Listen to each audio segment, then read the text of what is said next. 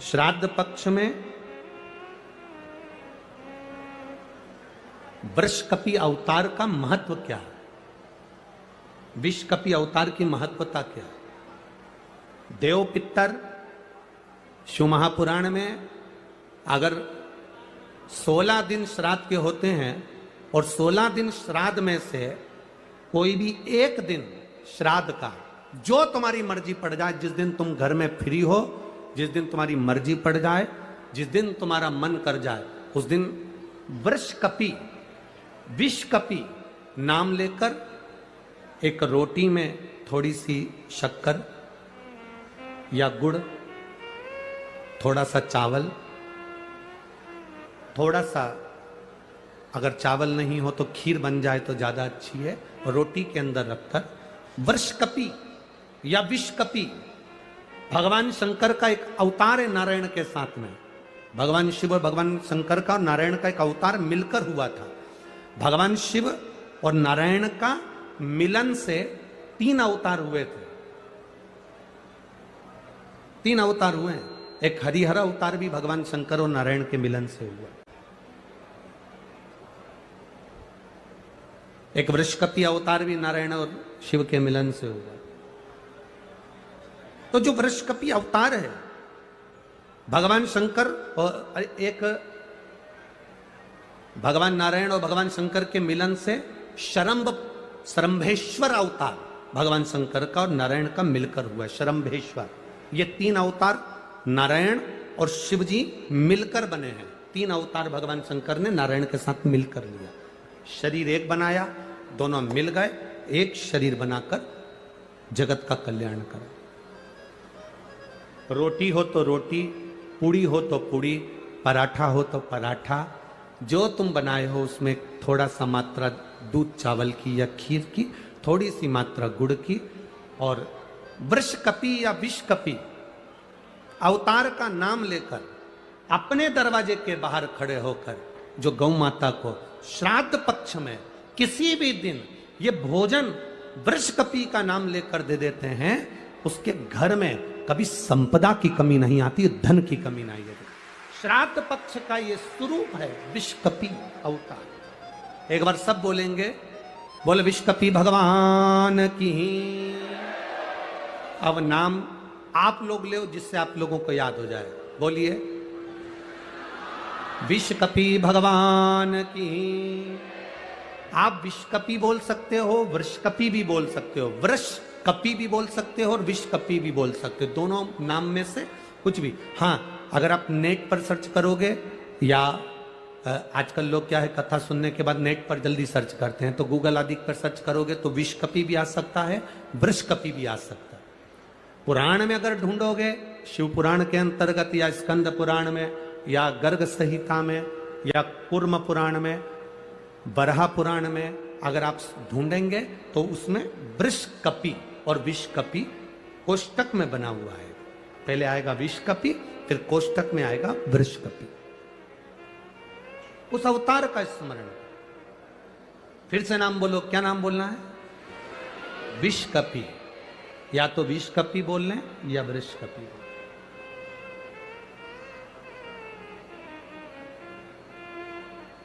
देव पितर कथा का ये सबसे सुंदर संवाद है विषकपि अवतार। यदि संसार का कोई मनुष्य बेल दूध का प्रयोग करता है, बेल दूध से मतलब होता है बेलपत्र के ये मध्य भाग जो होता है, बेलपत्री की जो नीचे की 2 पत्तियां जो होती है, ये 2 पत्तियां जो बेलपत्री की होती है, इस बेलपत्री की दोनों पत्तियों को शिवलिंग पर जब आप रखते हैं, शिवलिंग पर रखने के बाद में आपके हाथ में जो कटोरी में दूध है, वो दूध इन दोनों पत्तियों पर, ये पितरों के भाव से, पितृ पित्राणी के भाव से आप दोनों पत्तियों पर बेल दूध को अगर समर्पित कर रहे हैं, बेलपत्र समर्पित करने के बाद थोड़ी सी कटोरी में अगर गौमाता का दूध है और ये दोनों पत्तियों पर अगर आप अपने गोत्र से दूध चढ़ा रहे हैं, तो संसार में ऐसा कोई व्यक्ति नहीं है जिसके ऊपर पितृदोष लग जाए। पितृदोष समाप्त होकर ही रहता है।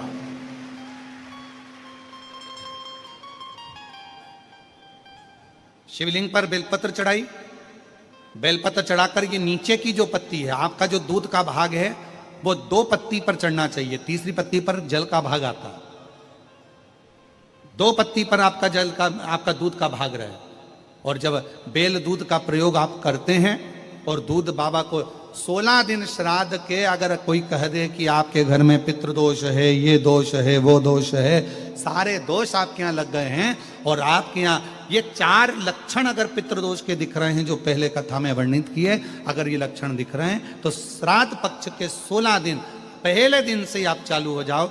बेलपत्री शिव जी को चढ़ाया, कटोरी में या चम्मच में 2 बूंद का भी अगर दूध लेकर गए हो, थोड़ा सा भी, बस 2 पत्ती पर आपने दूध समर्पित करा और 1 लोटा जल जो तीसरे नंबर की पत्ती है उस पर समर्पित करा।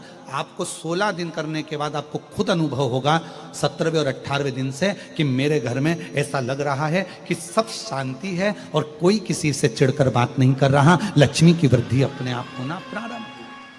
देव अधिदेव महादेव ने बेल और दूध का जो प्रयोग है, उस प्रयोग का साधारण फल नहीं है, बहुत फल।